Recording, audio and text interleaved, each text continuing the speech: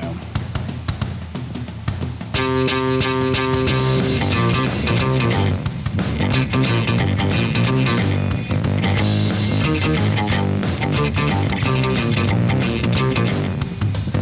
Ladies and gentlemen, boys and girls, I'm the Gnarly Gnome. This is Cincy Brewcast. It's the voice of Cincy Craft. I know that you guys had a show last week, but this is the first time for me back kind of behind the microphones, recording this thing, trying to remember how to make a podcast, and already things didn't work the way we were supposed to, and now I'm all concerned that I've done something wrong, and none of this is actually recording. I don't know. I don't know how to do anything anymore. That is kind of the story of my life, and hopefully I talked about all of that last week when we had a show and kind of explained why the gnome had to die for a little bit. But I'm back, and I cannot think of a better way to kick off Volume 9. They're not seasons, because when we started the show, Mike Cisneros, he said that I kind of want it to be like comic books, where we have these volumes with episodes, and I just still do it. So it's Volume 9, Episode 1. Michael Amann from Adena. Welcome back to the show. We haven't had a chance. Well, it's not entirely true that we haven't had a chance to sit down since October. I've seen you more this week than I think I told you the other day. But then I've seen my wife. But yeah, it's but crazy. You know what? Your face is much happier, and it doesn't yell at me nearly as much as my wife does. Not yet, at least, I guess. She actually just texted me when we were starting the show, and I need to text her back before we really dive into this, because she wanted to know what time I was going to be home. It depends on how many of these we get into. Yeah, note to self, edit some of this so that it doesn't sound like I'm sitting here texting my wife in the middle of a show. That's fine. Half the fun is that I always forget to edit things out anyway, so this is probably going to end up in the show. Yeah, I've listened to the show before, so I understand that there's odds-on chance that this will be a part of it. It's all right. This is a new leaf for Cincy Brewcast and for the Gnarly Gnome. I'm going to be a lot more vigilant about making things happen the way they're really supposed to happen. Okay.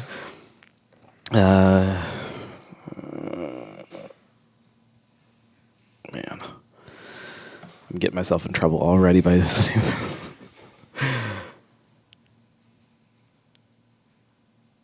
Okay, we'll see. All right. So I don't have the from the beer fridge music loaded on here. It's supposed to be at this button, and there's nothing there. So let's just pretend like we heard the music. It'll be in the actual episode. I can't try to from the beer fridge. It's going to sound almost exactly the same, but we got to start things off with a beer, because it is still a craft beer podcast after all. And we have a lot of things to talk about today, and Let's start with the beer. Let's start with the beer, because I have questions right off the bat. All right. So this is Hophead from Listerman. It is their new year-round IPA. I guess you can't quite say it's a year-round, because this is only the second batch. I had it. This was just brewed about 7 days ago. So this is. I got way more than you. That's all right. Huh. This is. How does that math work out? How did a 16-ounce can I don't know. That? These must be cheater pints. Randy? Doesn't make any sense. I'm pretty sure you just poured 36 ounces out of a 16-ounce can. I don't. Yeah, it just was. I filled up half a pint glass, and then I filled up 3/4 of a pint glass, and there's barely any foam. So there you go. That's what's so great about this Hophead. It's an imperial pint and 16 ounces of a can. Let's start with a quick little Listerman discussion, because I've talked about them a lot, kind of on my show and other shows that have been on in recent past. They sold, which I guess is a fun topic for the show. But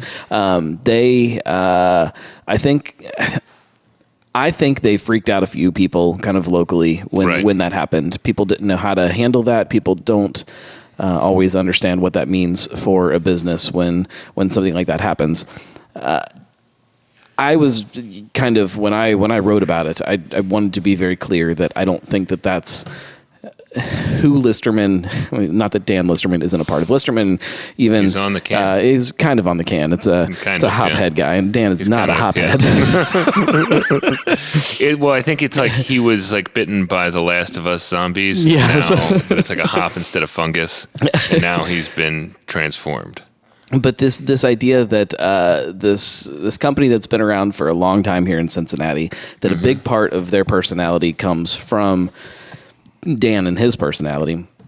That's people don't know how to kind of handle that switch, or that change, or that evolution of a company like that. What are your thoughts on it? Obviously, you guys know them from a beer perspective. You know them from kind of a deeper kind of. You can say business perspective. We're two businesses that work together. We could say that. But. I mean, for me, it's been. I think this is probably the second time I've spoken for Listerman without saying it. They don't know that I'm on the podcast talking about them, but I think I'm within the bounds of saying that our relationship with Listerman hasn't fundamentally changed.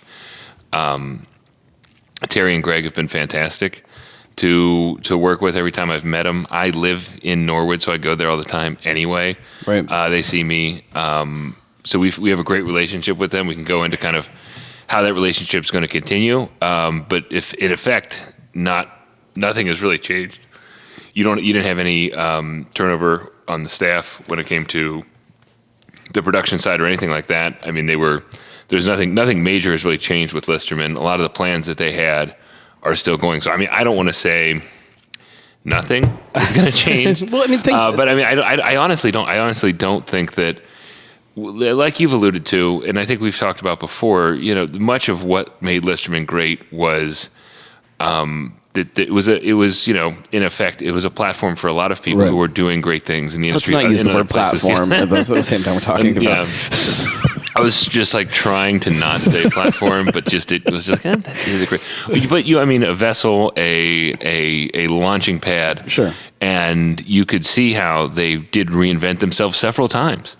Already, and I think this version of Listerman was already well underway, and the ownership change has not really been. You couldn't, if you went back and looked, like when did the Listerman sell to Terry and Greg? I don't think you'd be able to find that point in history. Well, we'll see. I mean, I really don't know, but I mean, it's for me, it's always a scary thing when that happens. But everything has been full speed ahead. Well, and it's not fair to say that Listerman won't change, because over time, of course they will. And anytime somebody comes in and takes over a company or buys a company, like there are things that are going to change, usually for the better. I mean, obviously we've seen some horror stories from very large breweries buying smaller breweries where things don't always change for the better. But this is a very different story than that. Yeah, and I think that I think this is what should happen. It makes sense. I mean, Terry and Greg they said they were trying to start a brewery, realized how bad an idea that would be for a variety of reasons, and instead chose one that has a successful brand and has been doing well, but just the owners were at retirement age. I mean, Dan was already retired for a couple of years. I mean, I don't think that's a secret. No, I mean, and we've, if you've been paying attention, you've seen Dan over pretty much the entire history of Listerman being a brewery, of him like slowly stepping back. And there's been kind of periods in time where he steps in a little more versus others, but overall, like it's him wanting to take a step back from all of this and wanting to have more time to kind of just relax and hang out and drink beer and be Dan Listerman. Yeah. And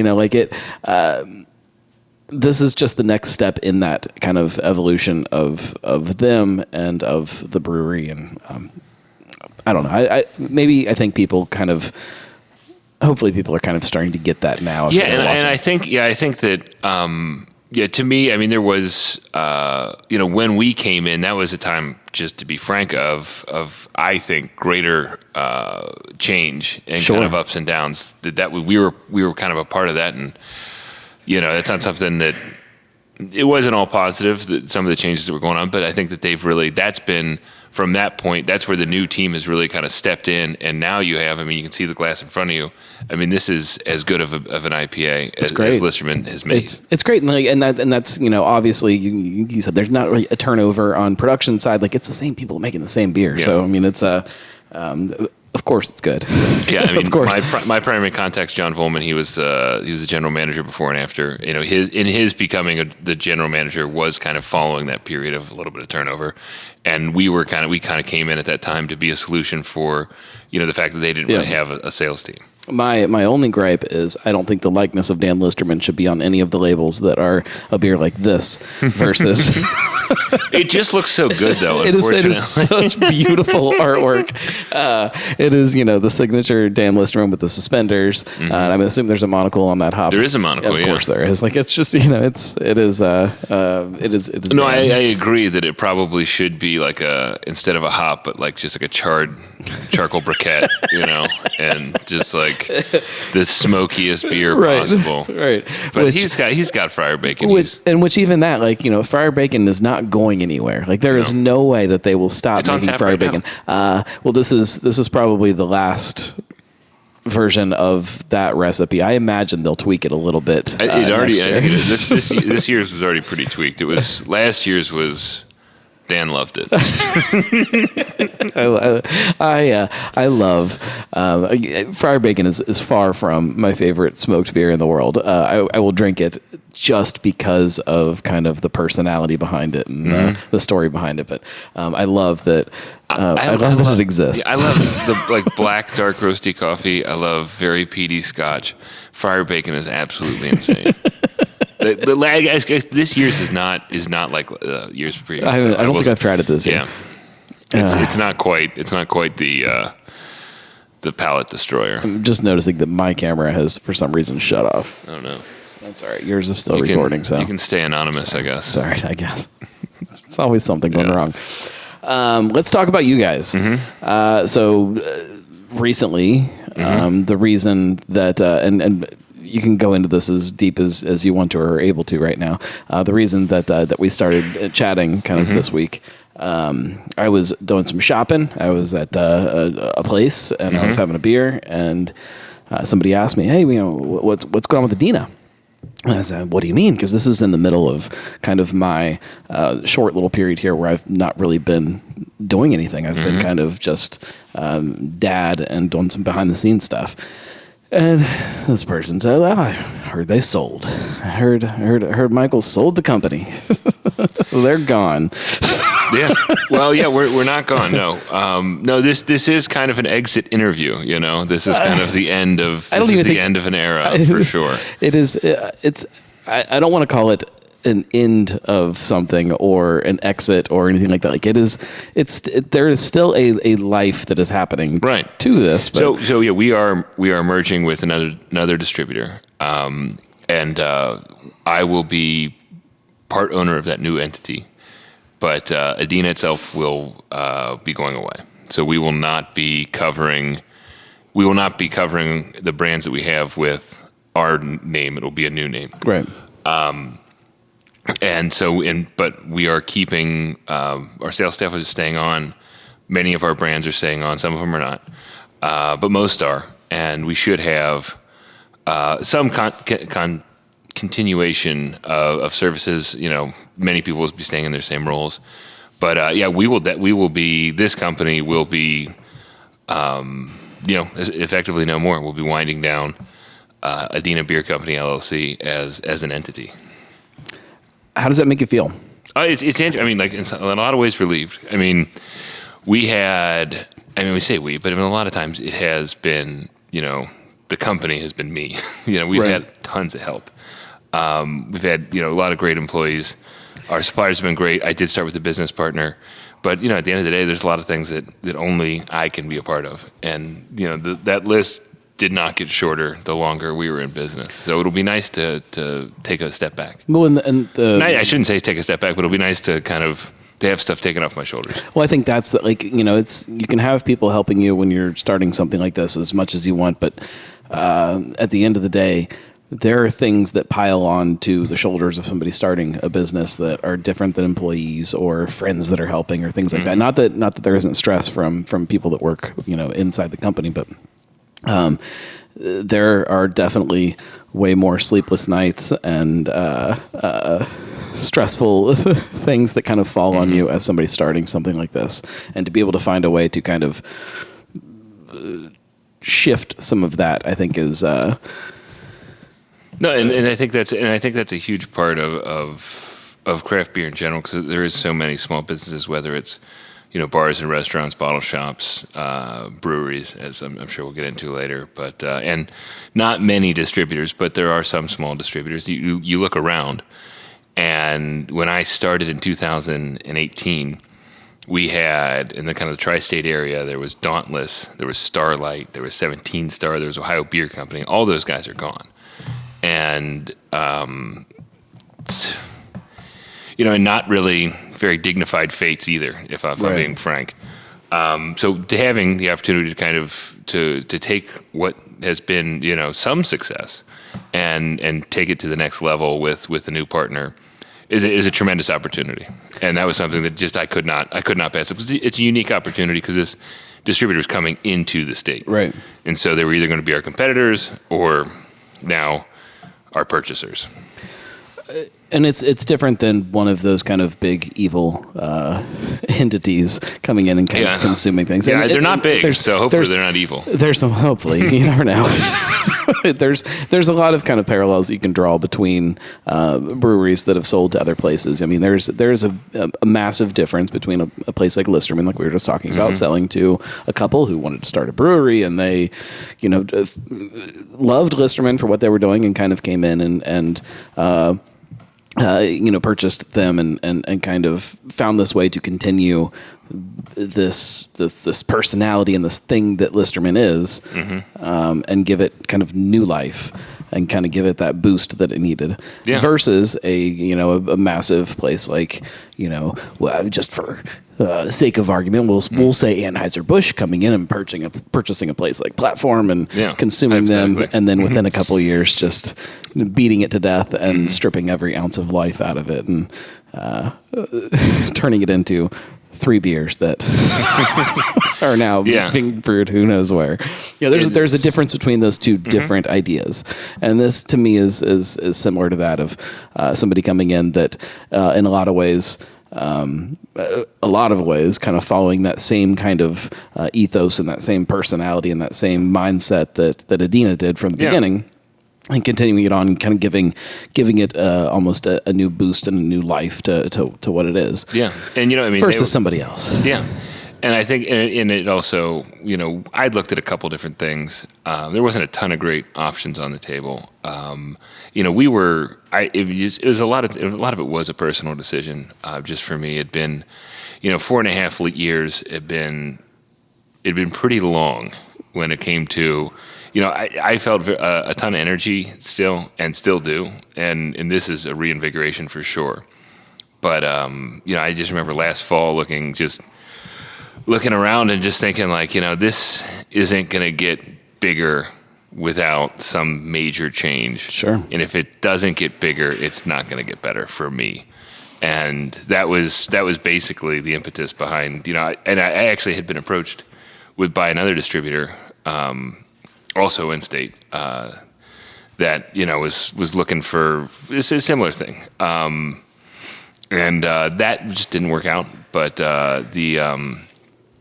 I was, I'd also had thought there was another out of state distributor that I'd been looking at, but nothing really felt right. And again, like we weren't about to go out of business or anything like that. We still had money in the bank. We still had, stuff was still selling. I mean, this was our best Q1 by. It was a 19% sales growth, and so it wasn't as if we were falling apart or anything like that. But for me, it was just kind of, 19% of growth is not going to be. You're not going to get to where, and it's going to take a long time to get to kind of to profitability and to a place. I mean, actually, we were profitable last year, as my accountant told me. So sometimes it doesn't feel like it. So like we were. It was just. I was like, shit. So I owe more money. But but we we've picked up a lot of great brands, but it's tough to keep that going. And I felt like we're still in a pretty decent spot, and I still felt like we had the right people in place. But at the end of the day, it takes a lot to make a new business work for the business owner, and I think that's where I was very lucky to take. I had some very frank conversations. It's just, I don't really feel like I'm falling apart here. I don't feel like this has to happen, but I feel that it's, it'll save me some years. It's a smart thing to do. Yeah, because you don't want to. I'm 36 right now. If I had a couple more of my prime earning years, be not prime earning years, right. It was, you start to. It's not like I'm going to be retiring anytime soon, but it's definitely not going to be retiring anytime soon if I keep kind of just scraping away at as a small business owner. So basically operating by myself as the sole owner. You know what I mean? Right. But I don't think that there's really a lot to be it was a tough road, but I don't think it was necessarily the worst. We've never really had a time where I was like, "Fuck, this is it." Right. Do you think so? When you, I think back to kind of one of those first times that we sat down, we talked about kind of what Adena was, and it was the first kind of distributor that had started here in Cincinnati since early '90s. It was this kind of startup craft kind of personality of a distributor that didn't exist for a long time before that. You can see why. Well, do you think if you were talking to somebody today, somebody came up to you that was from a different city. We'll say not from Cincinnati, because obviously Kansas. How about that? Perfect. Yeah. Is Topeka, Kansas, a similar type of beer market? I don't think so. I don't believe so. So we'll pick an imaginary city. And they're coming up to man, I've got this idea. I saw what you guys did here. I want to start a small distributor here. Would you? What would your advice be, or would you? Definitely don't do it. This is not a good time to start a business, and especially not in craft beer. I don't think that would be, and it's just because there's just unless there's really isn't. They could also distribute seltzers, and you really can't though. I'll just be honest. I thought until a week ago that I was the most recent B1 license holder in Hamilton County. I did find out there was someone else who had started recently. But it was a different kind of thing. They had an established distributorship of other things, and they just have been trying to add alcohol. Gotcha. And but even that does not count. That's been a bunch of he's had a bunch of challenges as far as, and he hasn't added any beer yet. Just because there's not, the way it works is you can't. It's just you have to have brands to sell. But right. A lot of brands aren't going to go to a place that doesn't have any brands. So it's just the way breweries want to work is that they want to work with someone who is established, who has the connections, has that stuff. And so it was a challenge for us in the first year to get anyone who would really, we had to rely on the Kentucky brands because they had a reason to not have a distributor in state already, because even then, they were not big breweries. Right. They were, small craft breweries. So do you think that let's kind of go back to that. So you guys, when you started, it was at this period where there was I guess a little influx of Northern Kentucky breweries that were opening up that maybe some of the other big guys in town just didn't want to kind of fuss with. Yeah, there wasn't really. It was Alexandria Wooden Cask and Darkness. And Darkness was essentially. It was incredibly small. Alexandria had just opened up, and Wooden Cask was really the main one who was like, I built this brewery to sell beer and distro. I did not realize no one was going to pick us up across the river. So whenever you guys open up, we'll go with you guys. And so they were the main motivator. And the other two just kind of came, just basically were like, yeah, it sounds nice. We can get into Beer Fest. We can get into some bars and restaurants. That'll be fun. But Wooden Cask was the major one. And they were the only packaged brewery we had for like a month and a half or something like that, until we started adding some other breweries that didn't end up even doing that much anyway. What was the St. Arnulf? Oh, St. Arnulf. Yeah, they were from Kentucky as well. They were a little different. And they nearly destroyed our reputation before we had a chance to build it when they that's a whole show within itself. It's but it's one guy. Well, yeah, it wasn't even like the brewery themselves did something. I mean, it was just one guy wrong. It was just a scam artist. So fascinating. Poor people who had a farm. Who wrote that article? Was it? It was Kentucky Sports News. It was also in I think it was Kentucky Sports Journal or something like that. But it was in Paste magazine.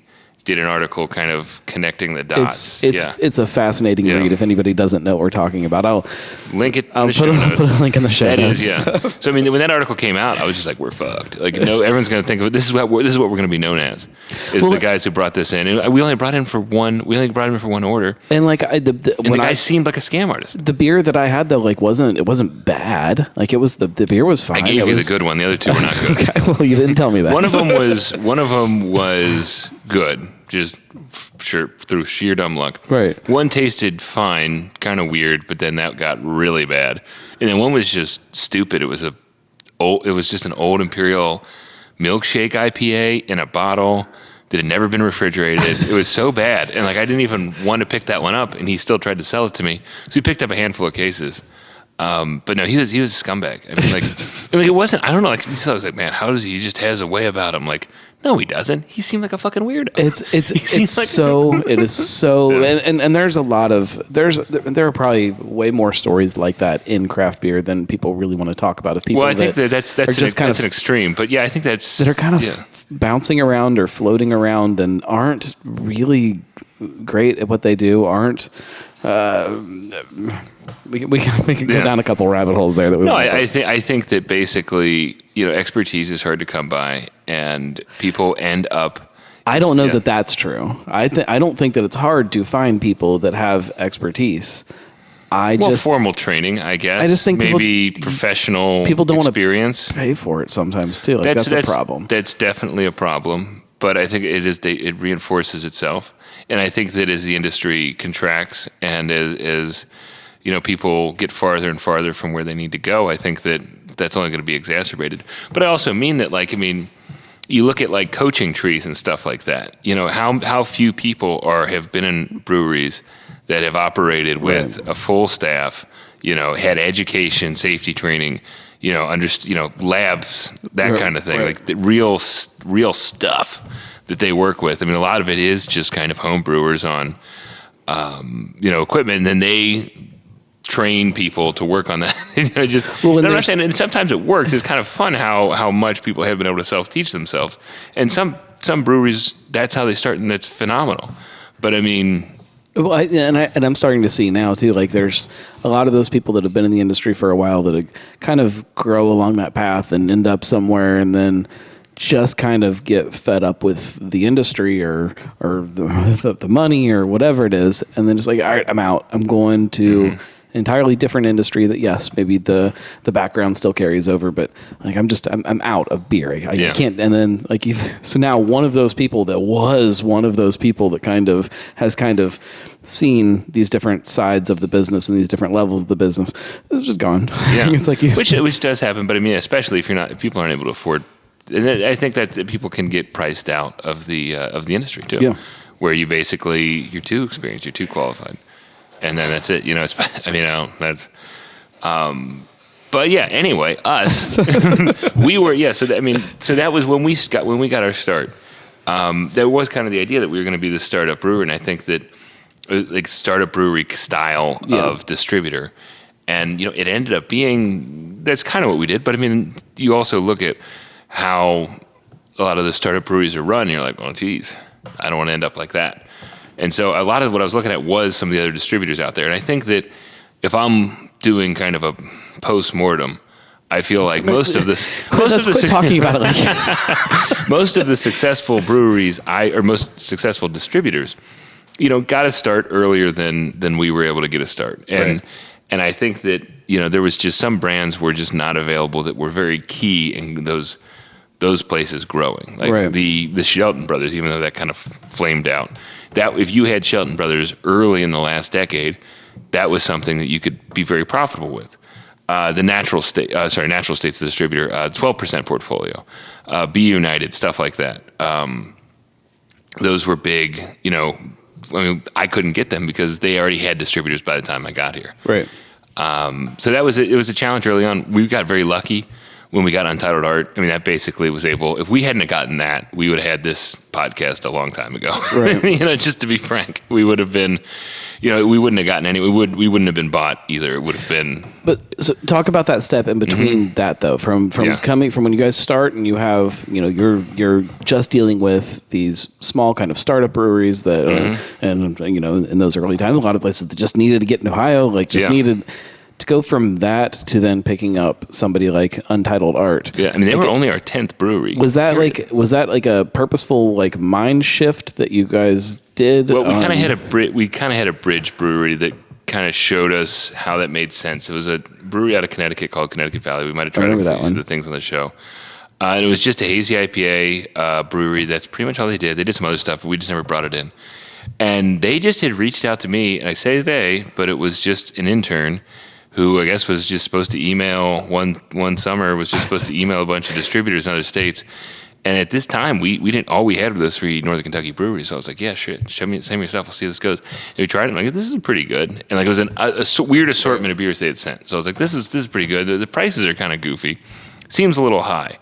So then for whatever reason, I think we knew, I mean, I knew that hazy IPAs were a big deal, but, for whatever reason, we just, weren't really gonna slam those guys, but then we got them around Thanksgiving when we finally got the stuff in there because they got turned on and we got the contract signed and everything. And then just remember on Thanksgiving, someone texting me asking me if we had any more of that beer, calling me and asking me if we had any more of that beer. I was like, okay, that's good news. That hasn't happened before. I mean, this is only like 2 months. This is only 2 months into us being a company, and we got so desperate for that. So I remember driving up to the freight terminals where cause we'd have to hire trucks to get it picked up. Drive up to the freight terminals to pick it up so we could get it in for the next day to get it out for sales and stuff like that. That's something we don't do anymore. But that was like our only hit. It was taking up the smallest amount of space in our warehouse. We had the least amount of dollar inventory on it, and it was number 1 in sales. Right. And I was like, well, that's a good idea. And again, I remember seeing the FOB was $50 a case, and like that's more than our price to retailer. Like, you know what I mean? Like, how am I supposed to afford this? Right. And so I would like go and like make sure we'd have like every single account that we could send that to. And make sure, okay, we can do this. And then we'd go and send it. And then, you know, we would sell it at our markup. So I was like, wait a second, you know, it's the same percentage, but it's a much bigger dollar figure. And it takes up the same space, roughly the same space in the van. Not that we were like really choking that thing out at that time. We, you know what I mean? Like we were still filling up pretty early. I mean, I was pretty much always wanted to make sure that thing was full anytime we came out of here. But yeah, I mean, we realized that. I just wish I would have been more aggressive then. And maybe I guess I could look back at all my emails and maybe I was and just nobody was calling back. But Untitled Art we didn't even reach out to them actually. Jason Brewer sent them our way when he was at Listerman because they had a collaboration. Right. So we had. I mean, it's just basically they were supposed to go with another distributor that had fallen apart, and we had, you know, just we were there. We had the licensing. We were going to do it. We'll take it. Yes, sir. Whatever you guys want. And so we just brought the beer in, and it sold like crazy. And you know, then we got another brewery single cut in the summer, and that's when things really started to take off. And we added like Illuminated. We added 18th Street. We added D9. We got Blackacre, which wasn't really part of that scene. We picked up Cellar Dweller. We picked up, we had Ethereal for a while. They were draft only.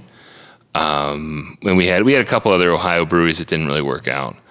But you know, essentially, you kind of could see, because even then, like you can kind of see some of the ones I'm describing weren't exactly that kind. And I still kind of thought like I wanted to diversify the portfolio, but you know, besides Wooden Cask, a lot of that stuff it wasn't really working. So well, it feels or felt still feels to me sometimes when I watch places come in that are probably like a successful brand for you guys or for any other distributor. Like they come in and it's this big splash and this big pop and this big, like, people get really excited about it, and I don't always understand why compared to other stuff that's already here, and why. I mean, I guess it's the story of modern craft beer. It's just basically is what it is. I mean, you are kind of running up and down an escalator, and we do try to avoid that. Try and find partners who will have some sustained staying power. Yeah. And we've definitely seen that with Pipeworks. We saw it with Untitled Art.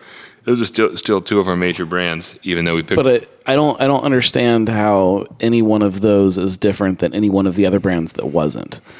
Like I feel like it's still just it is a complete roll of the dice every single time you bring something, because the beer is all fine. Like the beer is all just as good as each other. With Untitled Art, it's definitely the breadth of their portfolio. And with Pipeworks, I think they're more established, and they really just don't fucking miss. And if something's wrong, they take care of it immediately. Sure. And I think it's just it sometimes, I don't really second guess customers when it comes to what they like, because I do. I second guess everybody that I talk to. I feel like I just haven't had a good track record when it's come to that as a businessman. Like, I mean, whenever I've thought like, well, this is something people should like, I just hate selling stuff that is hit or miss. I hate selling stuff that, if it's just bad, or if it just isn't up to snuff, it's not as good as other products. You can tell, and people can tell, and I think people do like to undermine that certainty in the industry because their product isn't where that other product is, and we can all argue about Untapped and the wisdom of the crowd or whatever, but essentially, I have found that popular beer is, in craft beer, usually pretty good, and there's just not a lot you can do if the product isn't A+. And I think you're right that sometimes it feels like, well, there's other A+ product that isn't as popular, and sometimes that's true, but a lot of times, I mean, it is just kind of not that this product isn't as good. It just doesn't have the variety. It doesn't have the. There's something else behind it of why it's why it isn't getting that that pop that somebody else maybe. And there's lots of reasons why that could exist. But there's something else behind it that is. It is, and if I knew what it was, maybe we wouldn't be having this podcast. You turn into a very successful consulting company then if you could figure all that out. Oh yeah, we should drink another beer. Let's do it. Let's do. Let's get weird actually right away. This is why I brought water, so we can rinse these glasses out. So you said you were interested in out of order. I'm curious. So we're kind of having this out of order. I don't know. Actually, this is such a bizarre assembly of beers. So I just got the weirdest stuff for you. So I know you like beer that looks like this. Yeah, what you just poured in your glass does not look like beer. It looks like cereal milk, doesn't it? It really does. So, wow, it smells great, doesn't it? So this is part of their out of order series. It refers to what have we done? Slushy machine. Done? What hath we wrought? So this is obviously a fruity. This is called Stone Age Rocks. It's a fruity Pebbles themed beer. And so the artwork on the can is this the oh wow the what is it, the slush puppy? It tastes so much better than it looks. He's dressed up like Fred Flintstone, and he looks like he has the crap got beat out of him. That's how they always look. All right, I'm gonna dive into this. I mean, it smells like. It smells like fruity cereal. It was a little sweet, I will say that. Which I guess you shouldn't be surprised with the breakfast cereal themed. No, I mean that tastes a lot better than it looks. I've had a few of these before, not many, but people go absolutely fucking crazy for these things. It's just so strange to me. Like it's good. It's exactly what it's supposed to taste like, but I just don't I don't understand how we've gotten. I mean, we have 9 cases of this product. We had 10 and 1 got damaged. That's why we're drinking this one. So it's not as if like, oh yeah, this is what people are buying everywhere. Yeah, but when if I just jump on Facebook and I just quickly start scrolling through what I see people talking about, it is something like this, if not this specifically. Oh, I don't know about that. We could do that right now. Well, your Facebook's probably different than mine. Sure. I don't know. I think that this is.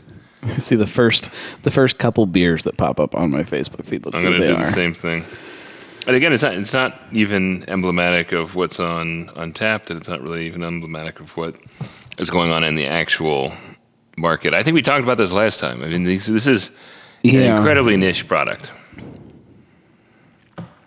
And if this was what everyone was drinking, we'd be set. Okay, so the first beer that came up was the that new stout from Listerman. Okay, there you go. Dope. That's great. Is that the I-Core series? Yeah. Yep. Nice. A coconut key lime ale from somebody that's drinking at Epcot. That's nice. But if I'm looking at like some of the stuff that people are bringing in, like I need to just jump into like one of the actual groups here to get some actual good posts. So I see on our beloved Cincinnati Craft Beer Club, I see the Waldos.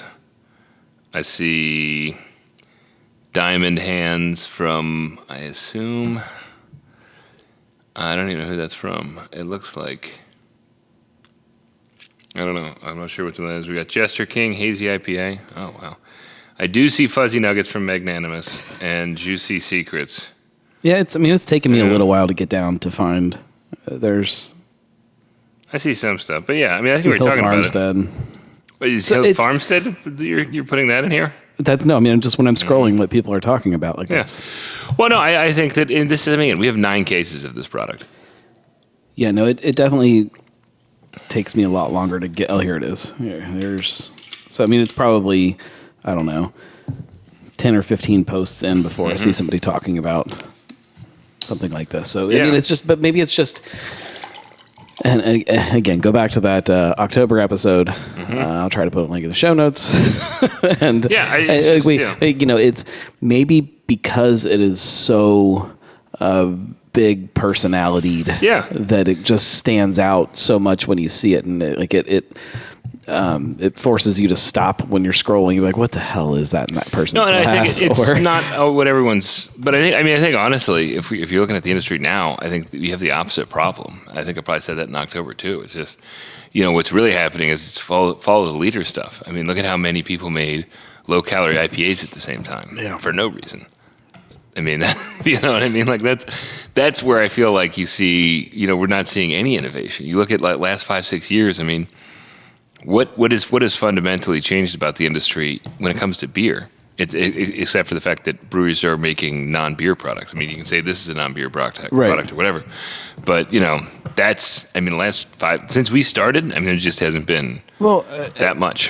What was the last real innovation as far as a beer product that is a beer product? Well, what people say is like Hazy IPA. It was like the last time things really fundamentally changed. When was that? When it really? Probably 2017, 2018. It was was when you really saw it hit mass market. But I mean, like Heady Topper was 2007, 2008.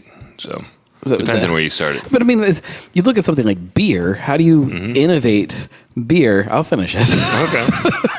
But no, you're right. Maybe innovation is shouldn't even be how we're measuring progress or whatever you want to say. But I don't know. I feel like now. I don't think that local beer or your local beer taps are more interesting than they were 10 years ago. As far as when you could, if anything, it'd be easy to argue that it's less interesting. No, I don't. I wouldn't say less. I don't think I would argue less interesting, but I don't think they're any more interesting. I don't think that. I guess that's a big. It's easy to say that it could be the same because it's at the same high level, but I don't know.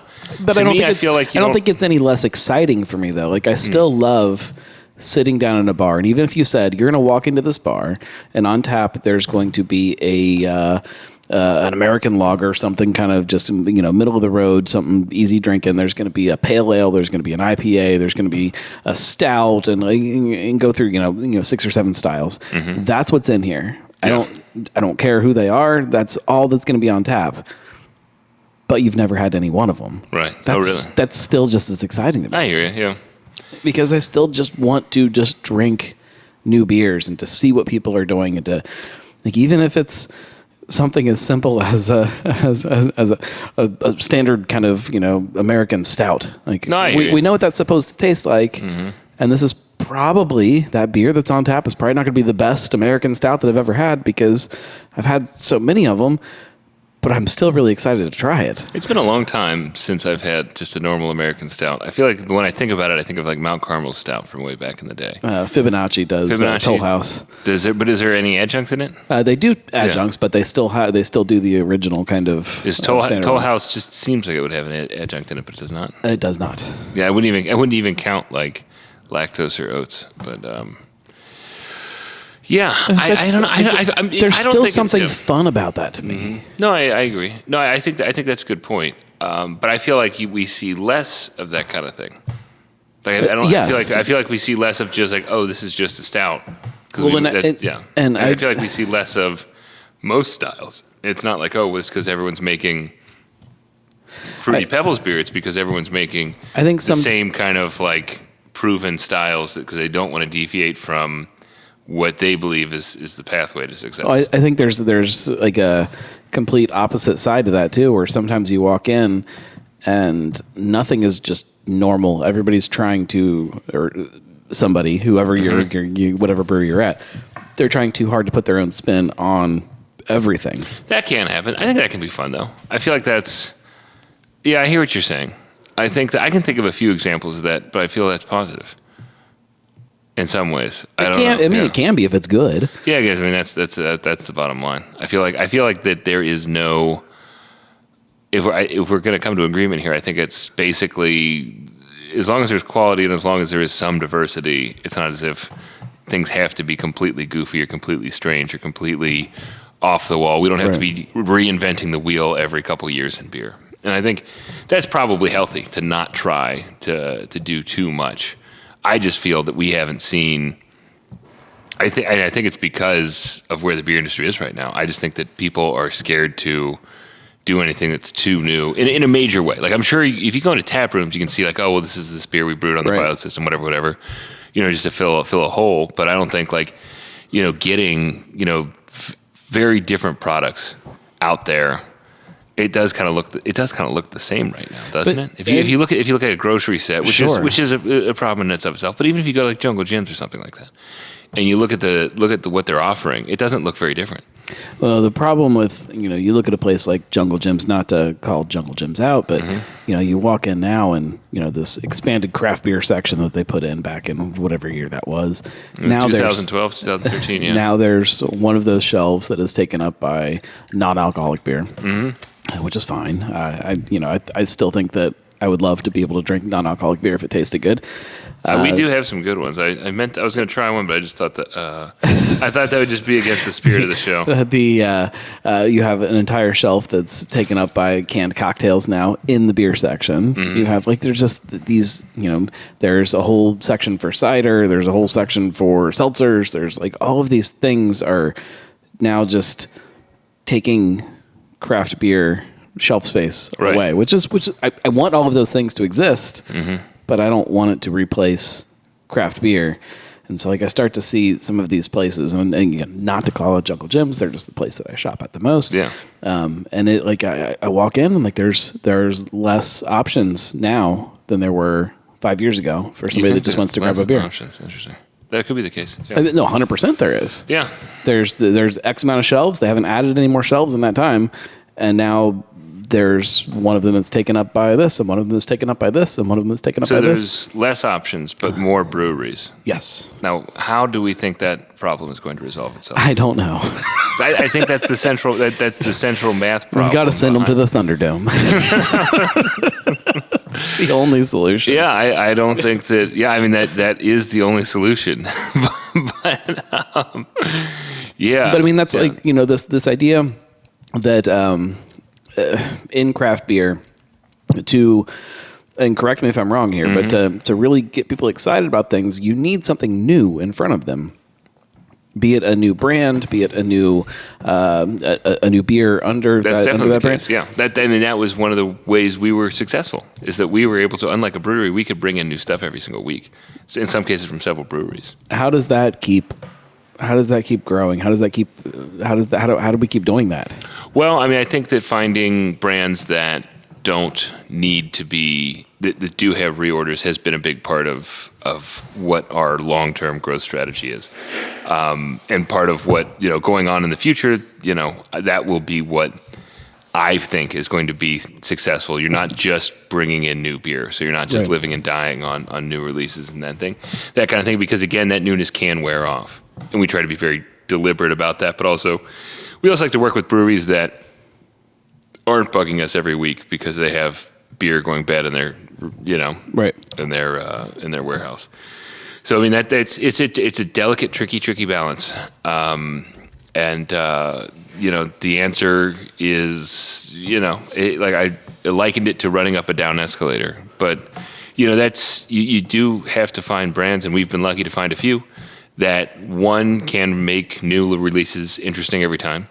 And two, can have some kind of, if not core product, reliable products that don't have to be brand spanking new to get people's attention. Ninja versus Unicorn has been probably the best example of that, but there's been others. When you guys started Adena and then kind of going forward where you're at right now, how has your measure of success and what you do changed? Well, I mean, I will definitely say that the measure of success became as the years survival went on, far more based on financial. Yeah, but I mean, I was probably more worried about our company year one than in what is now year 5. Sure. So I mean, definitely, which was nice. But before shit really hit the fan, when you were kind of envisioning what this place was in your head. And you were trying to figure out what that meant for that to be a successful thing. Well, yeah, I definitely was thinking we would just be another craft beer distributor. I did not think we would be a fundamentally different kind of craft beer distributor than existed. I thought I just would be running one of the distributors that eventually we're just going to be smaller, but we'll provide maybe the same services, and we'll just grow into that size, and then that's where and maybe we'll be a little smaller, but we'll still basically be one of like a premium, a Cavalier, if you're not familiar with those, the places that I was going to list a bunch of breweries that don't carry anymore, but basically it had your kind of rare-ish beer breweries that were like cool, but weren't not necessarily like, I don't want to.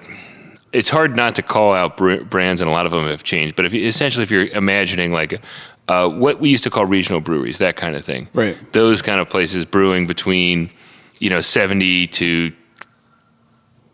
800,000 barrels a year, those breweries that were in 14, 18, 20 states. Right. And you could find them in some grocery stores, but not a lot. You could find them in, mostly bottle shops, restaurants, that kind of thing.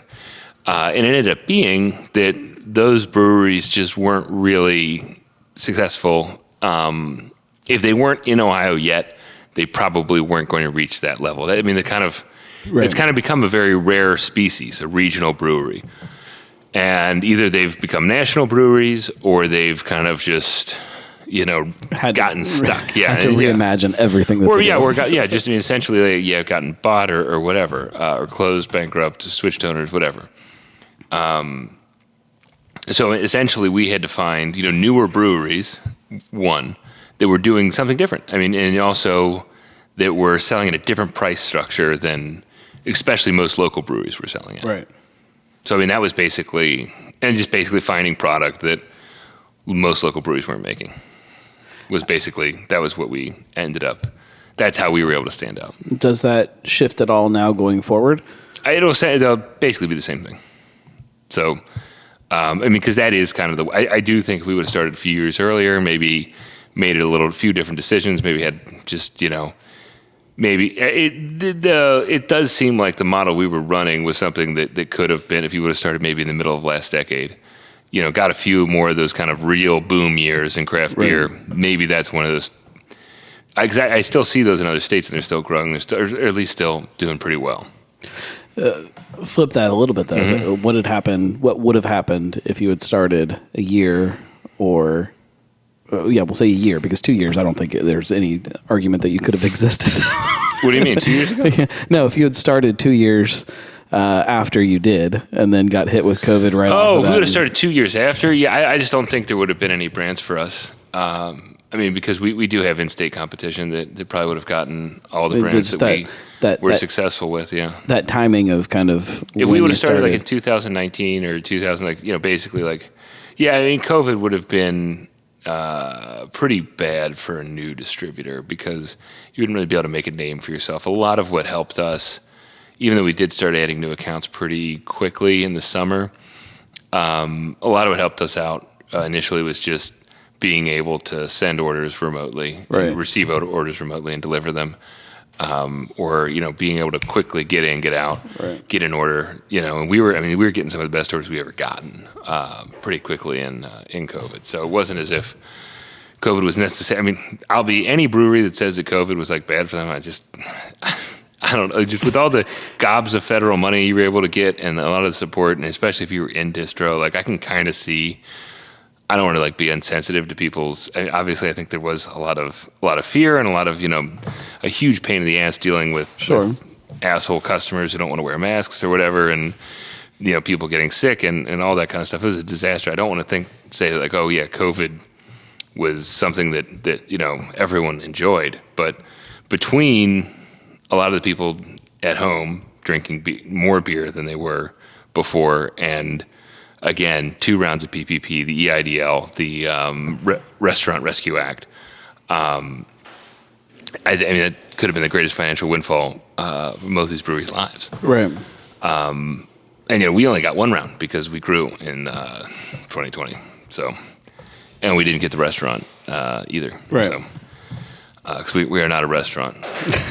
If you can't tell here, there is a microwave. Yeah. Let's drink another beer. Let's do it. So this is End-to-End Burners. I feel like I need to rinse my glass one more time. It's kind of a Cheech and Chong inspired beer for 420. It is dank as fuck IPA, as you know. Yeah,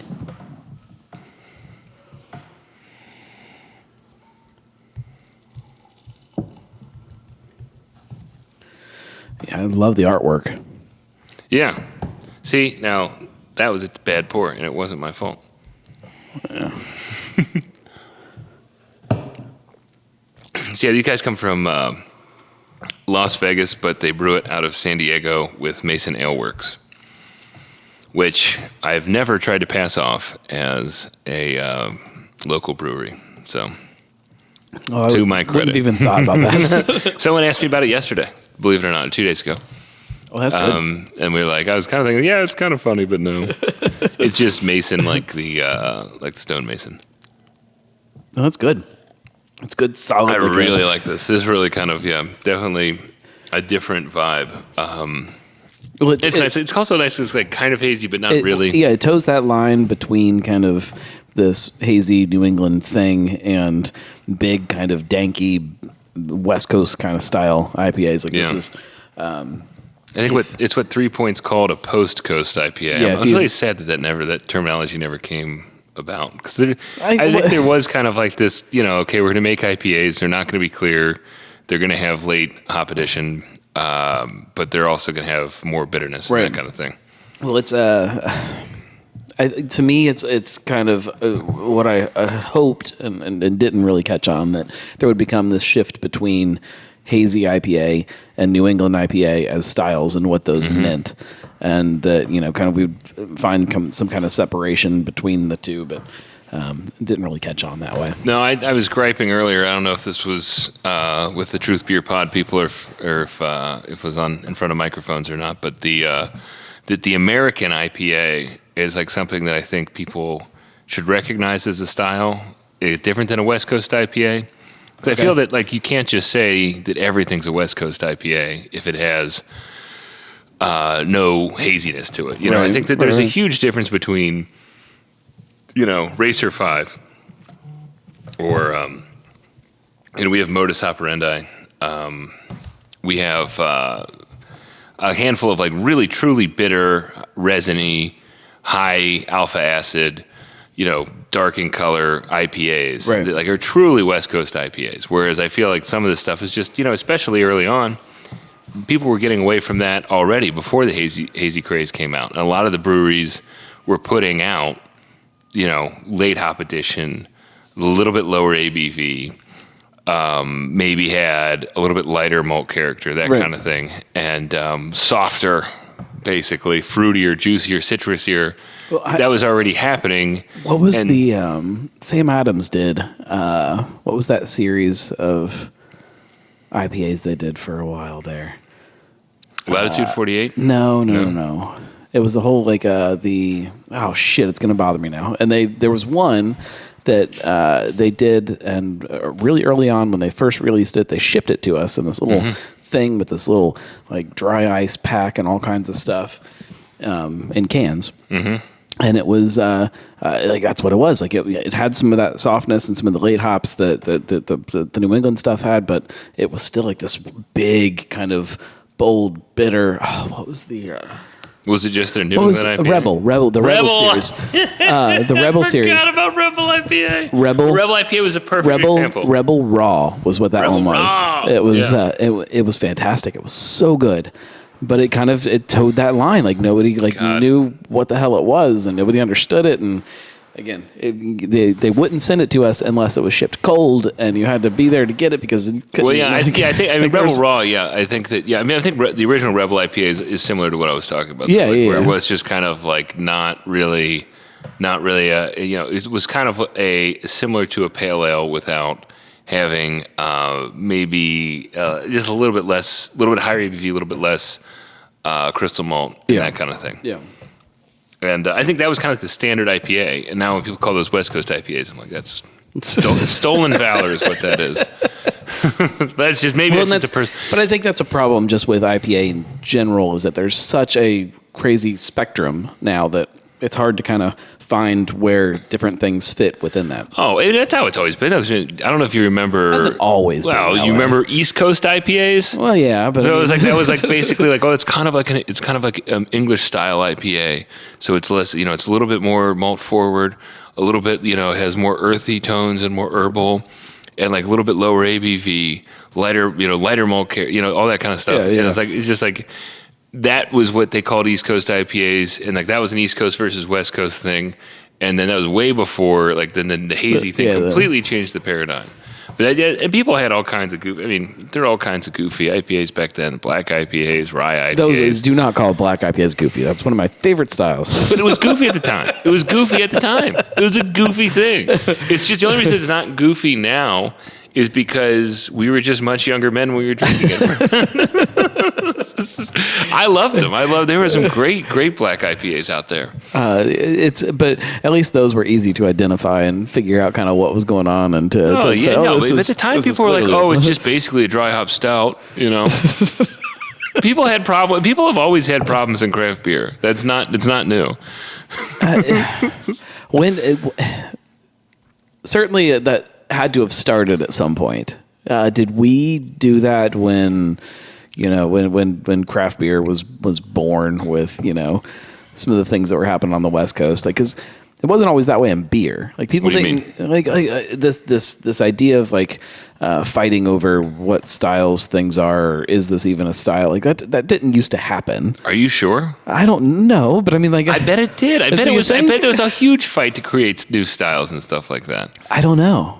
I don't know. That would be a fun. I wish the guys at Bruce Guy's Happy Hour could really explore that, because I mean, like a lot of the styles that aren't really like they aren't real styles. Like they were kind of invented in the '80s by like Michael Jackson and some of the people who were doing home brewing and stuff like that.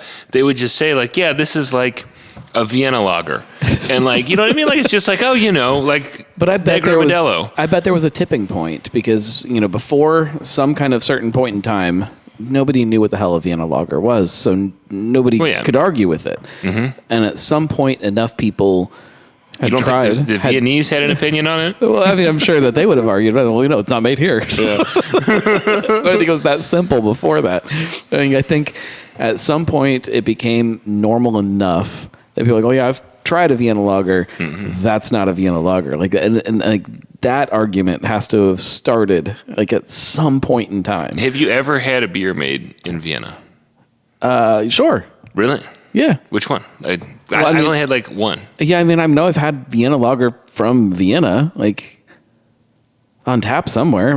Really? I think so. See, that is what I thought. And I was like, wait a second, I never have. Yeah, it's very possible there was kind of some brand that was... There might be some Vienna style stuff, but I mean, no, because there was one. Oderkringer came to... Don't get it now. It's very old. But they did a drop, and I was like, I've never had... I love Vienna lager. Didn't Higher Gravity put one in the calendar or something one year? Maybe. A Vienna lager?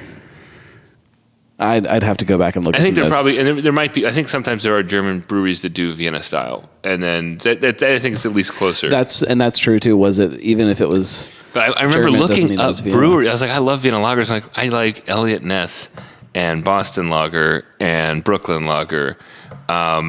I don't know if I've ever actually had a real Vienna lager, and the ones are just so much more subtle and so much more. I mean, would not be surprised to learn that. But I mean, like the malt and hop forward lager that I love in Elliott Ness and Brooklyn Lager, they are that I used to love at Boston Lager. I take it you've tried the new version. No, I'm just talking shit. No, but I think that that's where a lot of the stuff, it doesn't go back that far. We think like, this was how it was for thousands of years, and now we just changed it. Yeah. It's always been changing. There's always been different things, and it's always been interpreted. Simply, the interpretation is only as good as the ingredients that the people have, and essentially, if we're just saying like, this is a Vienna lager because it's similar to Sam Adams Boston Lager and Brooklyn Lager, but I just made it a little bit different. Like that eventually changes, right? And you get farther and farther away. And I think in some cases, I think that is fun, and especially I do think. I think the more fun. You can keep it. I mean, I think one of the most fun things that I loved in homebrewing is, I never could just stick to a recipe. I would always be like, this looks like a good recipe, and now it's got a Cascade Dry Hop. Or I would just say like, what's fun? It sounds like a fun name, Wee Honey. So I'll just take a Scotch ale, and I'll replace some of the malt with honey malt, and I'll just squeeze a pound of honey in there. And then that stuff's fun. That's the kind of stuff I don't see as much anymore. That's fun because I don't think they sell it very well.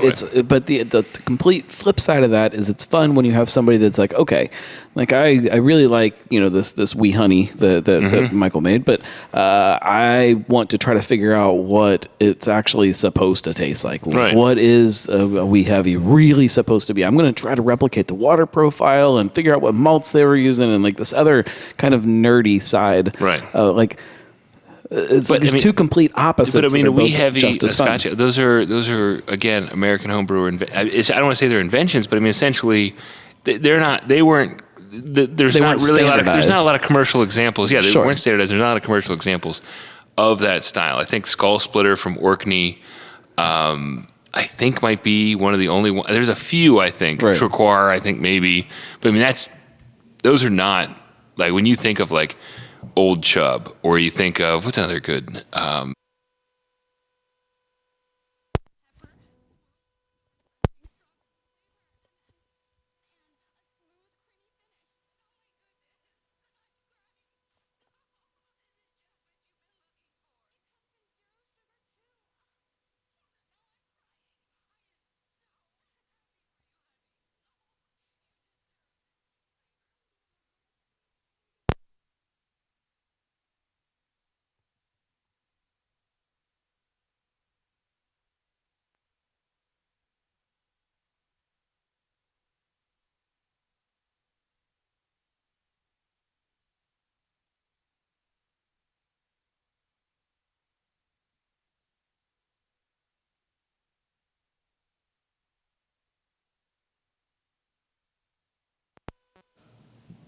All right.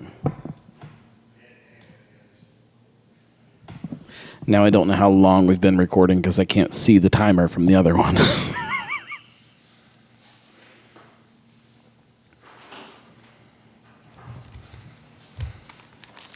Hey.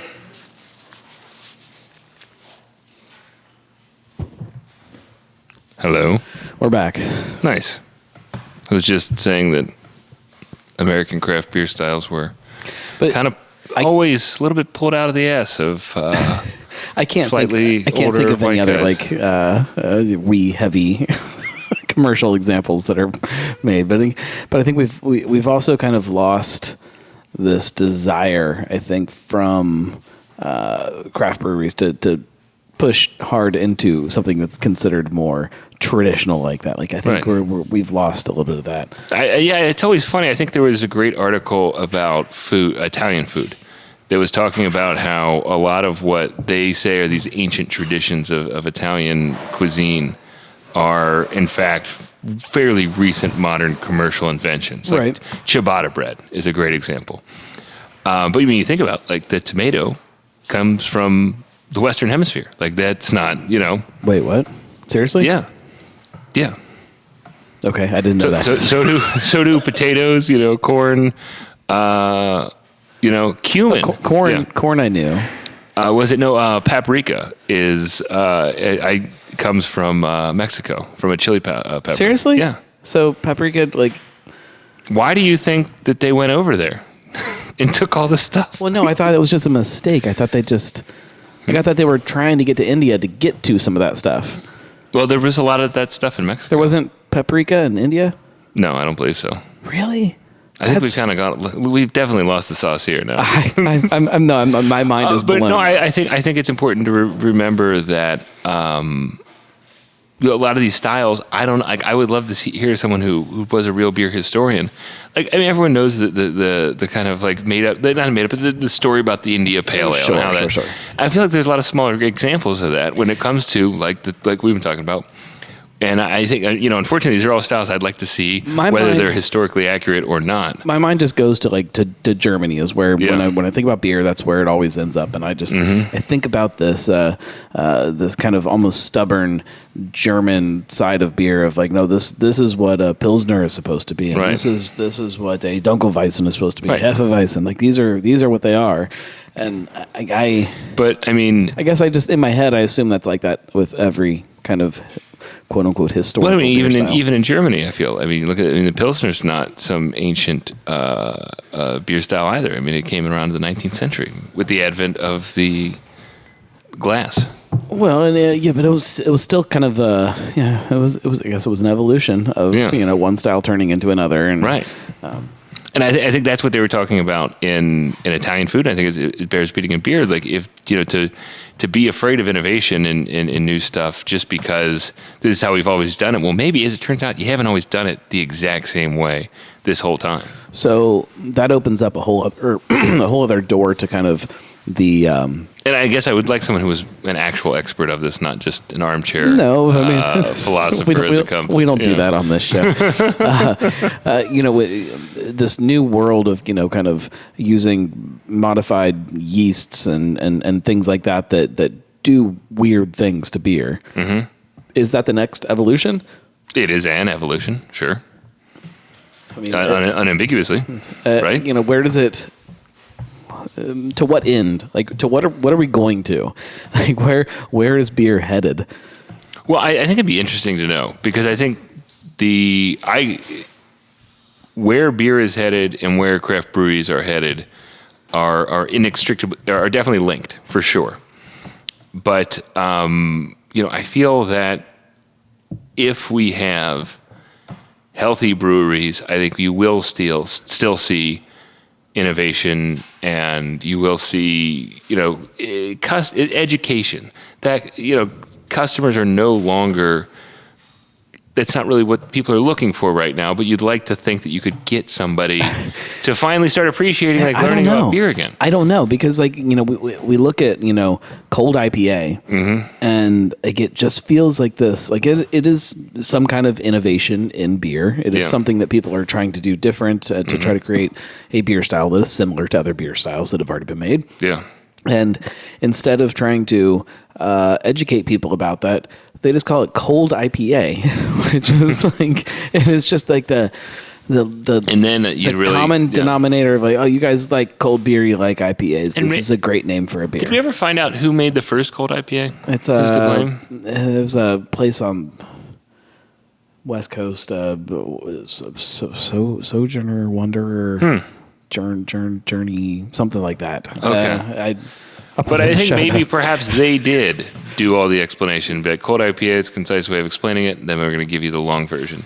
And then you had all the copycats just be like, oh, cold IPA is trendy. That's what we'll do. And we'll figure out how do they do it. Okay. All right, great. We're going to do that. We're going to put it out there. And we're just going to, because rents do. So I mean, just even just the name though, cold IPA is just like it's like somebody that was a marketing guy came up with the perfect. It's like you asked Chat GPI or whatever. But did they? I mean, like, was that the case? Because we don't. I don't know if that's really what happened. But it feels like that. Well, I think it's certainly no matter how it started. That's what happened. Is that people? I like the sound of that. That sounds cool. That sounds catchy. Looks like other people like it. Now we're going to jump on it. And I think that is, I think that is, I don't want to say a problem because I think that, craft breweries have much bigger problems right now. Because like Pilsner is not a great name for a beer style. Like it's not a marketable name. Are you joking? No, I mean it is now because of the history, but versus cold IPA. Like if you look at the difference between kind of the name, like Pilsner happened because it was in Pilsen, right? Versus cold IPA happens. Maybe we find out like no, it wasn't. It was it's like it turns out it wasn't. The people in like that's one of those funny stories. Like people in Bavaria just thought it was actually that's actually probably true. It was probably somebody else some goofy outside that was just like I went to Pilsen. They had this nice beer and like. Hey, we made this in Prague. the people in Pilsen probably just called it beer. Mm-hmm. Yeah, exactly. And then that's probably is the case. Why would they call it Pilsner? I guess just to puff themselves up. It's people outside. I think that's probably true. But it's still different than something like cold IPA. Mm-hmm. I know your vendetta against cold IPA. I just can't get as angry. Even though I don't disagree with you. I don't dislike cold IPAs. I think that they, a lot of them that I've tried are just fine. They're good beers, but I think it's a sign of something bigger that's happening in craft beer that I can't really put my finger on.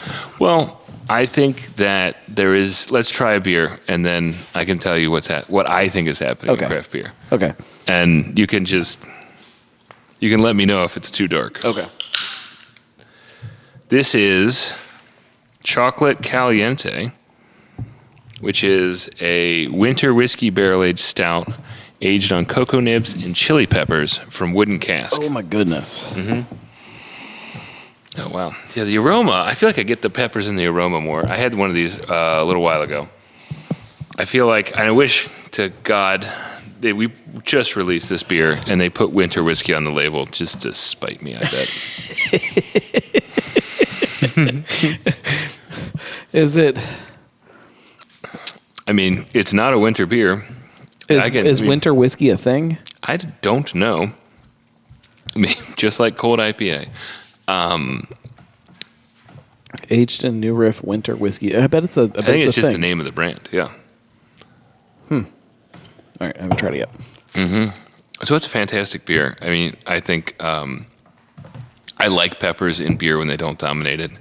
Mayan Sacrifice is like the big pepper beer that we sell. Oh yeah, that's good. Yeah, and this one actually I think is more peppery than the one I had last time. Last time I had this, it was too late in the evening. But the aroma I think is killer. No, man, I'm always blown away by Wooden Cask's barrel-aged beers. Mm-hmm. It's just, and they're 11.6%. Yep. That does not taste like it. They're always around. They're always doing stuff. They will be, I think, centering more on the corruption line and doing variations of corruption. Right. Just to kind of, it was getting a little crazy, all the different beers that they were coming out with. And then some of the names were, kind of out there, but it'll be much easier to have just like corruption, chili pepper, corruption, maple, that kind of stuff. But there's some fun stuff. You should talk to them because they showed me some labels. I wonder if they're going to be able to release them. But if they could, it'd be fun. It'll be fun. I need to get back down there. I was down there. We did a show with operatives with Tom and Carla at Wooden Cask. Oh, nice. Didn't really get a chance to sit down and talk to anybody at Wooden Cask. While First we were there, brewery we signed, still sell them today. Still going to sell them with the new entity. Grew them every single year. Barrel aged stuff is really a big part of that. Yeah, I mean I think it's probably. I could be completely wrong. I think it was a different side of what Wooden Cask is than I think Randy probably anticipated when he got into it. I know Yorkshire was probably. If we could get Yorkshire Nitro 16-ounce cans and have it sponsored by one of the local club sports clubs, I think that'd be fantastic. Can you imagine just sitting in? Oh, yeah, Yorkshire was great. I used to love that beer in the summer. You just get Yorkshire on Nitro. It just was like nothing else. It was like absolutely nothing else. But I mean, like that when Wooden Cask started, that was kind of how I would have described them. Was Yorkshire.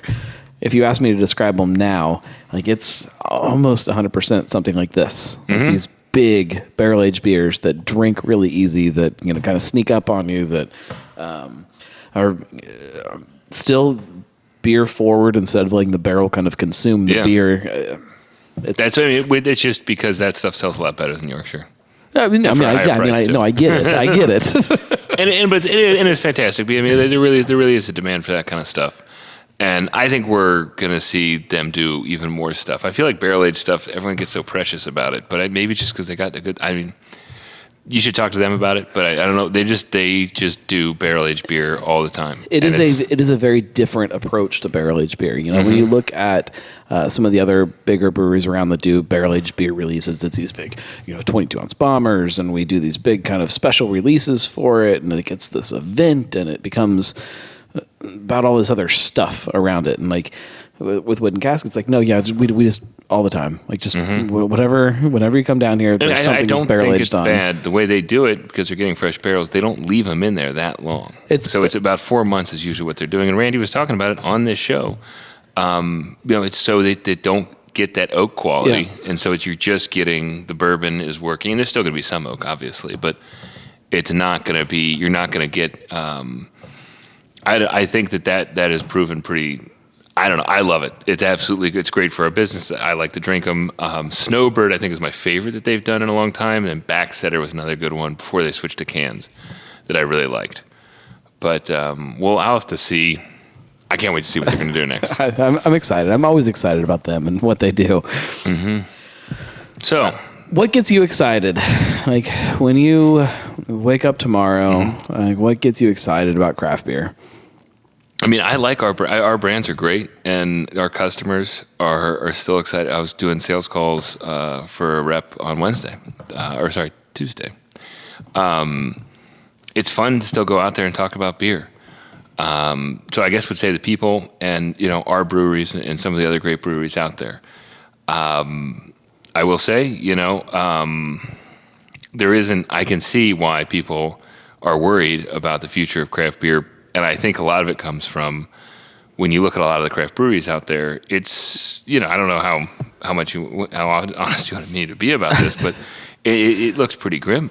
And I can't tell you how bored I am of. I think I talked about it last time too. But like the proliferation of tap rooms seems to only be getting worse, and I don't see. I mean, we've talked about it. Like the first time you go into a place and you're like, wait, you make the beer here. Now it's like you go into a place like, wait, you don't make the beer here? Yeah. It's hard to. I went in one that was out of town on Wednesday, and you go in there and it's like, this is not a bad space. The beer is not bad. Seems like people are having fun, but it's like, why would we call this a tap room? Why is there only one brewery? Right. It's just a bar that has only one brewery on tap. I don't know I don't know that from my perspective that's a bad thing. Like I don't What do you mean? Like I don't know that like there's a lot of bars. I mean, and look, this is something that happens in Europe. It's incredibly common. There are a ton of bars around Cincinnati, and I love a lot of them. Like I love bars. I love bar culture. I love drinking culture. I don't know that having a bar that only serves one beer is a bad thing. Interesting. But at the same time, I think the confusion around what that is bad. Right.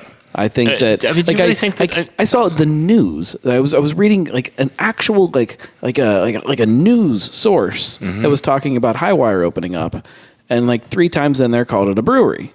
Well, like legally it is. Legally, and that opens up a whole other can of worms. Of yes, technically, at least once a year they have to make some beer there, the same way that BrewDog has to, the same way that when Platform was open they have to. Like, yeah, I get it. Not sure if they really. None of them are. None of them are. Yeah. and maybe Highwire will prove me wrong and eventually make some beer in there, but they're not. And that like that's strange. That part is strange to me. Like this like they are using the idea, and I love Highwire, and this is not to call them out, but it's using the idea of craft beer and this idea of having a brewery, right, against consumers and getting them in because hey, this because is I mean it's true, because it's not just a legal fiction that they're creating, it's also a marketing fiction that they're creating. Yes. Even if you ask people in there who went there to go to Highwire, oh yeah, I wouldn't expect them to make the beer here. I mean, again, we used to assume 15 years ago that the brewing equipment was decoration. You know what I mean? Like, right. I rember going to Rock Bottom. I was like, "Do you guys use this stuff?" I'm like, "Yeah." What the fuck else? Why else would we have it here? But that's at BJ's. There is a tank, and it's never used for beer. So I think that we talk. I think you had you talked a little bit about profit and stuff. How that's a dirty word in beer, and then Bobby was talking about value, right? Or sorry, he was talking about opportunity. Like to create opportunity for people. Yeah. And I think somewhere between there, I do think there should be. I mean, profit is a little bit of a dirty word, but you need it to run a business. And opportunity is great. Creating opportunity for people is important. But I think at the end of the day, some of these places we have to kind of question their value for the greater scene, right? I mean, if it's like, yeah, we're gonna make profit. We're gonna make profit here. But I mean, the bottom line is, you're gonna take business from other craft beer businesses, or you're going to fail. Yeah. And we have to decide, is it worth it? Is that worth it? I guess we don't have to decide anything. We're not going to be able to decide. We have to. That is it. At the end of the day, it is us as drinkers that are making that decision. If a new place opens up and nobody goes there, they're not going to be there for very long. We are the ones making that decision every time we go out and grab a drink. If they all open up and everyone goes to all of them, and none of that's enough. I don't worry about that at all. I think that there is plenty of drinking going around. Right, but I don't think that. I think that if the pie isn't growing, and we know that, it's not a debate. You can look at the production numbers and you can look at the national trends and stuff like that. I mean, stuff is not growing, and new drinkers are not being created at a rate that are replacing drinkers who are shifting out. Right. So you're not creating any new drinkers when you open up a new tap room now. And especially, if you're not even bothering to make new beer there, you're not doing anything except for saying, go to my place instead. Right. And I think that to me, I don't really know how long people can keep doing that, because I feel like in the middle of the last decade, the big trend was, we need to, we're not profitable now, but hey, we're going to build production facilities. Right. We're going to scale, and then we're going to open up multiple states, and then we're going to be profitable, and then that's going to work. Unfortunately, you had how many people do that in every single major city? And so, okay, we can't be regional breweries anymore. Right. And so, so it's just not to go too far down here, but then it's just now we're going to be a chain brew pub. Is the idea that you're going to have several dozen chains of brew pubs in every city, and people are going to go to all of them, and they're not going to take from each other? I still think that there are.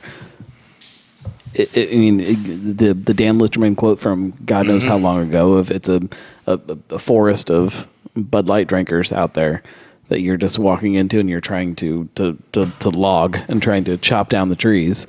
the Bud Light drinkers. Like I still think that's it. I still think we're there. But we're not. Just not what's happening though. Like that's not the dynamic that is occurring. It isn't, but I still think that's this lofty goal that people are still like envisioning when they think about how we're supposed to keep growing this thing. That might be the rationale at this point. I think I know that it is. I mean, you look at Braxton taking garage beer and spinning off into a brand, and you have this democratization of craft beer that is that's the whole goal. Like that's what it is. But people still trying to figure out that way to get. They get tried those that. people. I don't know. Like I feel like that there's been efforts, and it just hasn't been successful.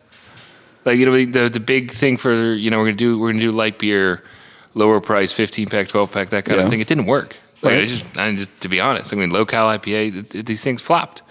The Beyond Beer stuff. Just like the flip side, you've got like Big Beer, AB, that is trying their version of it of like, we're losing market share in our drinkers, so we're going to buy craft breweries. Right. And that's going to be. And that's also not working. Yeah,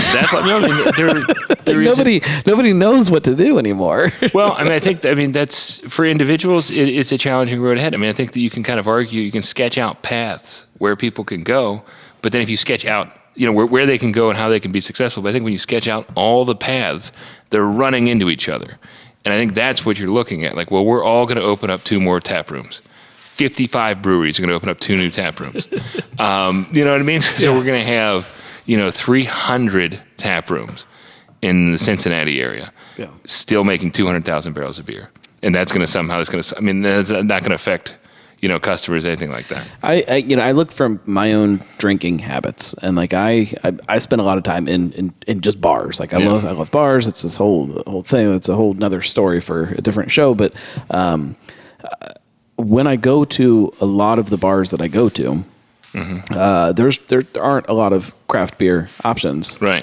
And so I'm grabbing something that's probably macro. I'm grabbing a High Life, or I'm grabbing a PBR, or I'm grabbing like whatever it is. Mm-hmm. That's what I'm drinking. Like I would love for that to be a local craft beer, even if that meant that bar was maybe replaced by something else. Right. I would rather just be replaced by a place that had slightly better craft beer selection. Yes. And just that way they wouldn't have to go into so much debt to open up. However, whatever that road means. Yeah. No, I think that's right. But I think that unfortunately right now we're looking at, the craft beer revolution is over. And now we're kind of, even though there is going to be changing, there is going to be, people have been evangelized too.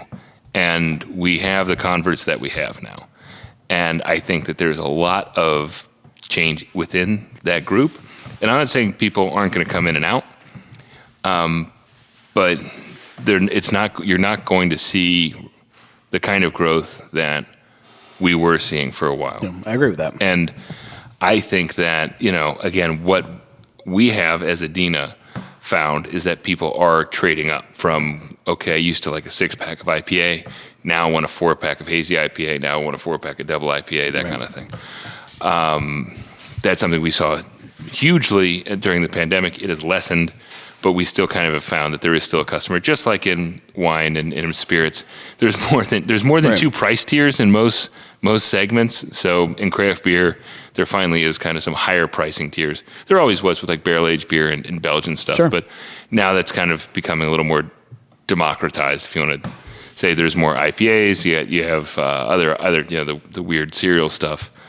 But for most individual breweries, I don't know if, they're kind of running out of lives when it comes to things you can try. And unfortunately, I think that what makes sense for the individual brewery might not make sense for the industry as a whole, where I think if you have you already have an oversaturation of breweries, and now if you have an oversaturation of retail locations, that seems like a recipe for, that is a bubble burst. Right. If you bankrupt yourself opening up new locations, whereas I don't know what the alternative would be, but that's where I don't know if we have a model for what happens if that kind of lifeline doesn't work. Right.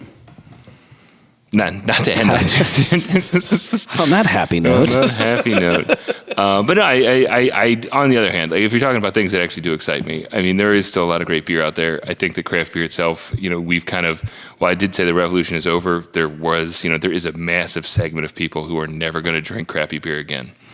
And I think that's something, whoever ends up providing that, I think, we'll still be able to get it. There are people that, are becoming of drinking age right now that will never have to drink crappy beer. Like they just don't ever have to experience it. Like it's not their existence. Yeah, we kind of had that though. I feel like you had to work for it. I definitely had. I did, and I still do drink crappy beer from time to time, but that's for different reasons. But, there are people now that just don't have to even think about it. Like if they don't, like they don't even have to go to different breweries. Like it's like, oh no, I've got this place that's close to me. That's my spot.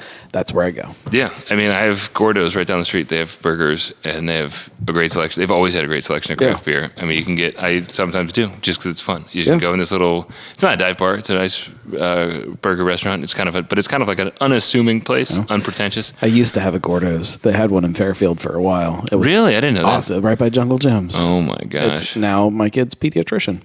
Interesting. Yeah.